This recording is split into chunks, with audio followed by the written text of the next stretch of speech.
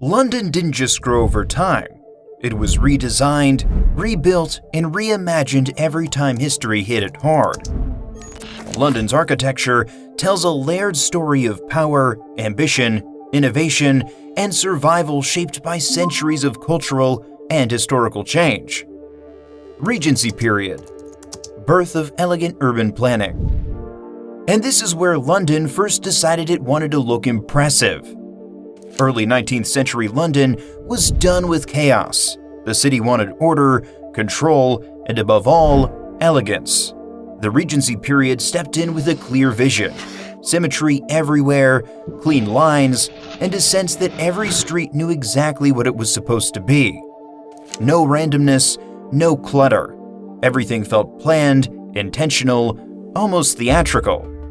This part really changed the game. John Nash became the name behind that transformation. His designs didn't just add buildings, they reshaped how people moved through the city. Regent Street wasn't just a road, it was a statement.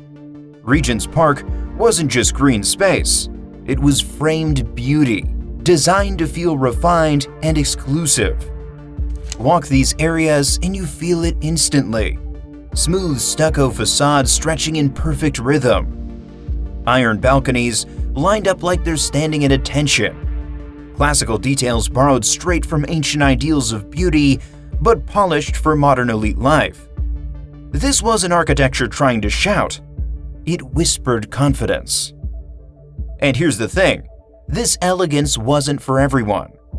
These neighborhoods were built to reflect power and status. They told you exactly who belonged there and who didn't.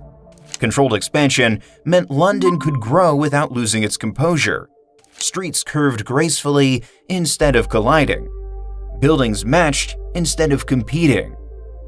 It was London deciding, for the first time, that how it looked actually mattered.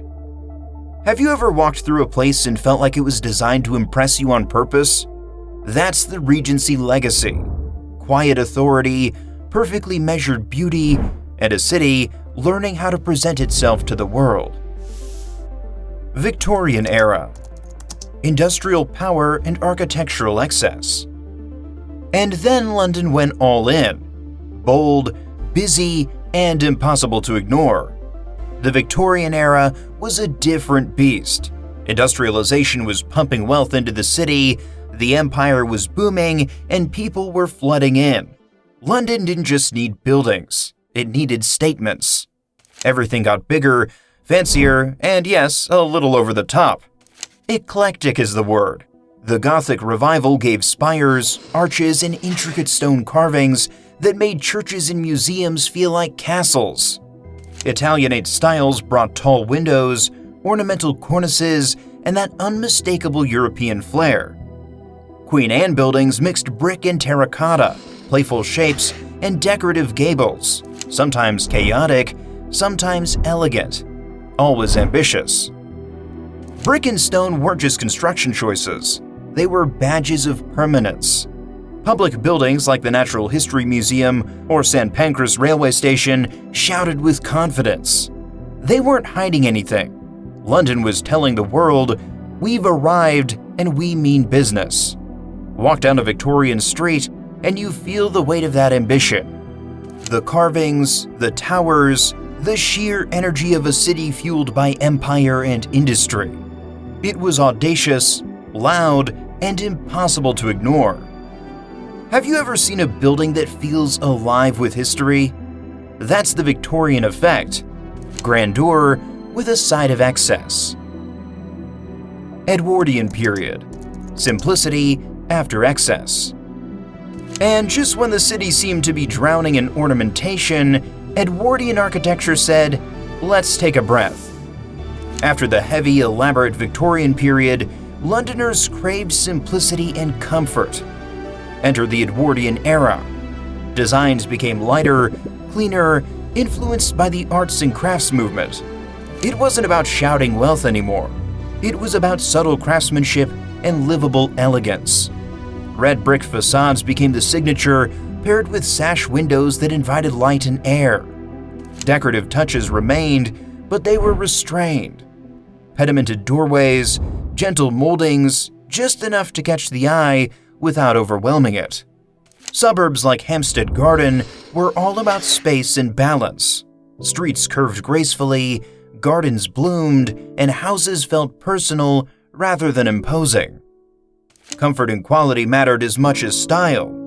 The city was growing, yes, but now it was about thoughtful expansion instead of spectacle. Walk through an Edwardian neighborhood and it feels calm yet intentional. A city learning to breathe after decades of grandeur. That's Edwardian magic. Elegance without the drama. Interwar period. Experimentation and modern identity. And then the world changed. Literally overnight. After World War I, London wasn't interested in nostalgia. The war had shifted priorities, and architecture became a way to signal progress, speed, and optimism. Art Deco swept in with bold geometric forms, stepped facades, and decorative motifs that screamed modernity. Steel and glass weren't just materials anymore. They were symbols of efficiency and forward-thinking design. Modernist ideas pushed simplicity, clean lines, and functional spaces. Buildings like the Daily Express or the Isokon building weren't just structures. They were statements that London could evolve, embrace technology, and break free from centuries-old tradition. Streets and skylines started looking different, lighter, faster. People walking by could feel it. The city wasn't stuck in the past anymore.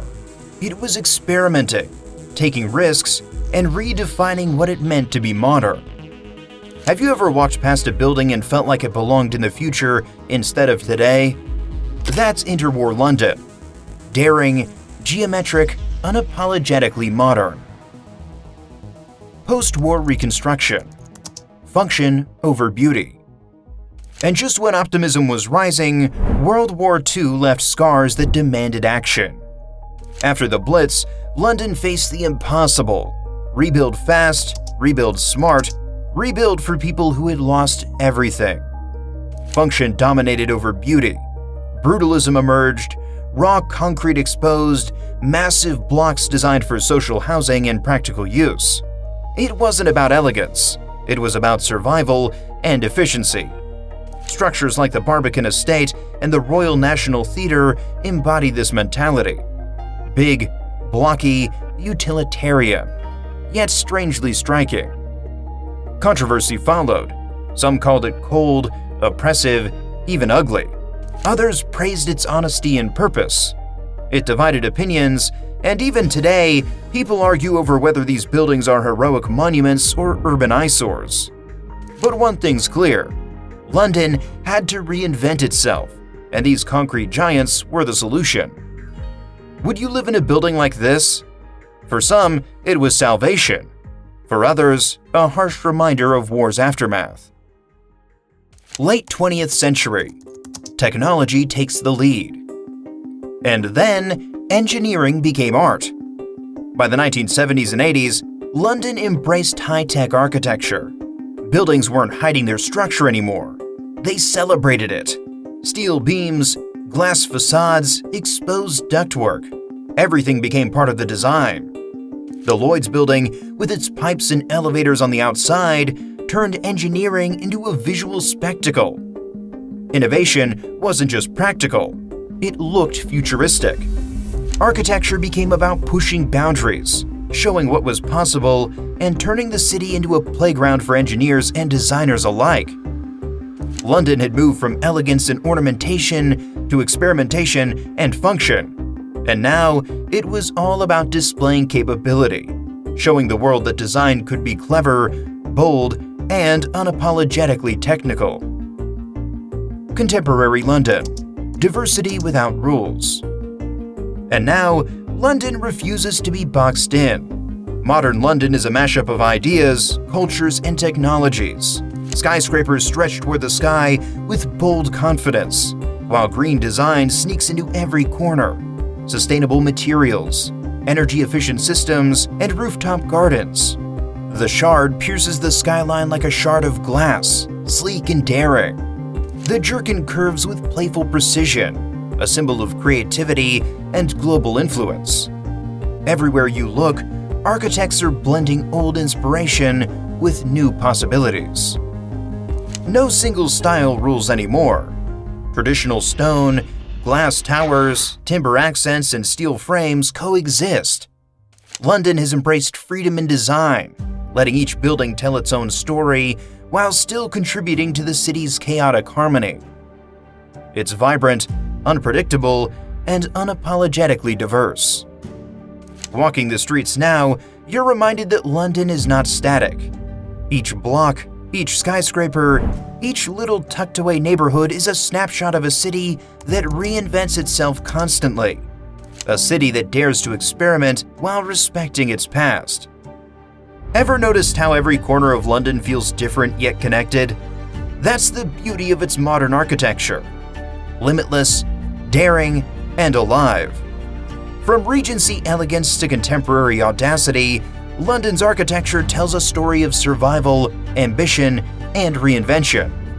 Every era left its mark, shaping a city that's historic yet experimental. What's your take on the skyline evolution? Drop it in the comments, and if you enjoyed this, hit like and subscribe.